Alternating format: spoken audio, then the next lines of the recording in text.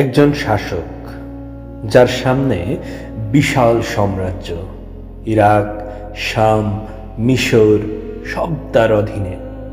কিন্তু রাতে তিনি একা হাঁটছেন অন্ধকার রাস্তায়, মানুষ না খেয়ে আছে কিনা সেটা দেখার জন্য। এই মানুষটি হলেন ওমর ইবনুল খাত্তাব রাদিয়াল্লাহু তাআলা আনহু, ইসলামের দ্বিতীয় খলিফা। ইতিহাস যাকে চেনে ন্যায়ের প্রতীক হিসেবে।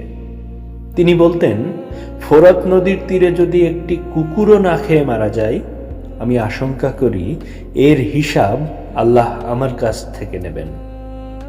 একজন শাসকের মুখে এই কথা কল্পনা করতে পারেন? একবার মদিনায় দুর্ভিক্ষ হলো, খাবার অভাব, মানুষ কষ্টে। খলিফা ওমর রাদিয়াল্লাহু তাআলা আনহু নিজের ঘরে ঘি রুটি বন্ধ করে দিলেন, শুকনো রুটি আর পানি খেতেন। কেন?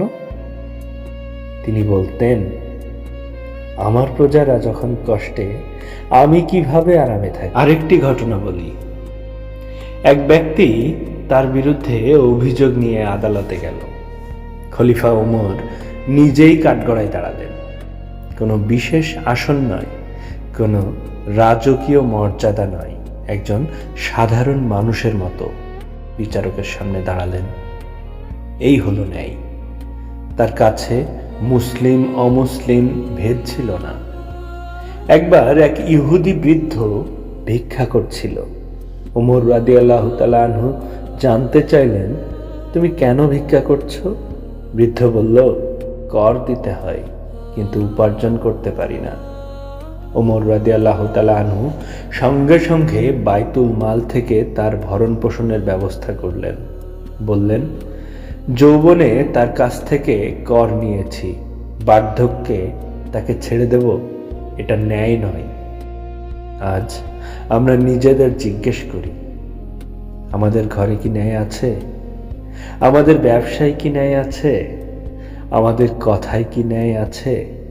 ন্যায় মানে শুধু আদালত না, ন্যায় মানে মাপে কম দেওয়া নয়, অন্যায়ভাবে কারো হক না খাওয়া, ক্ষমতা পেলে অহংকারী না হওয়া। ওমর রাদিয়াল্লাহু তাআলা আনহু এর শক্তি তলোয়ার না, তার ন্যায় বিচার। এই কারণেই ইতিহাস আজও তাকে সম্মান করে।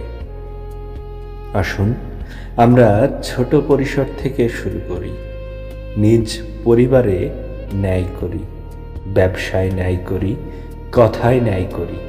হয়তো আমরা খলিফা নই, কিন্তু আল্লাহ আমাদের প্রত্যেককে দায়িত্ব দিয়েছেন। আর কিয়ামতের দিন ক্ষমতা নয়, ন্যায়ের হিসাবই হবে আসল প্রশ্ন।